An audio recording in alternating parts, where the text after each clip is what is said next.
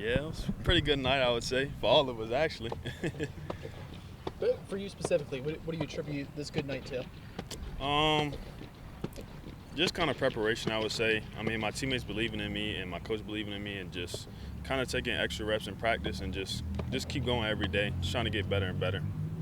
I got to ask, when you hit that ball to right field, I mean, if it's an inch higher in the air or an inch to the left, it's caught. I mean, Yeah. What kind of goes through your mind, as you've gone through the season, you've had good games, tough games, and that's an inch away from being an out. Right. Yeah, what kind of goes through your mind in this scenario like that? I think during the season, it's a lot of ups and downs. Yeah. You just kind of try to stay level-headed as you can. Some things will go good, some things will go bad, and my dad always tell me just stay level-headed. So actually, when I hit that ball, I was just hoping it would just run away from him. Then when I see he dove and missed it, I just try to run as fast as I could. So I just try to stay level-headed. I mean, it's a lot of ups and downs, so just trying to stay level-headed and trying to win every day. Is that easier said than done, though? Sometimes, I mean, very much yeah, so. I will say it is. Sometimes it can be tough because you can have a bad day, and sometimes you might get down on yourself. But you just got to remember to keep going, and things will get better. That triple to right, did you think about going home? For a slight moment, I did.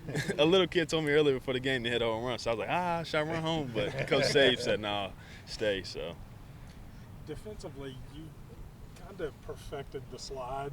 To getting down to pick the ball and whatever. I mean, do you practice that? Do you work on that at times, and being able to pop back up so quickly?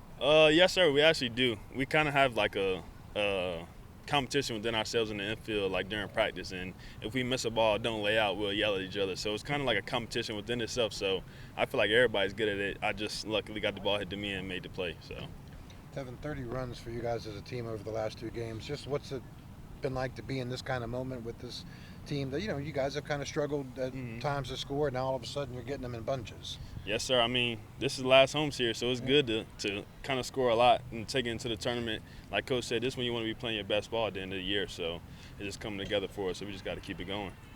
Tevin, you were on the regional team in 19, and this year, Forever ago. yeah, I know, lots happened since then, but you guys just won your 13th league game. You guys were picked to finish almost last in the league. Yeah. What does that mean for this team? Were you expecting that out of this team?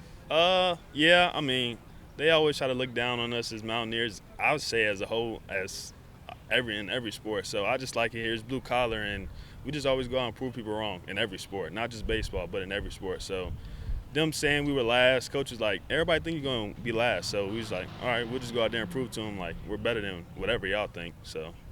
Now, casual fan look at the box score and they'd see your batting average. But last I checked, you were 4th or 5th on the team in runs scored. So how do you describe your offensive contribution to this team? Really, I just try to go up there and just try to compete.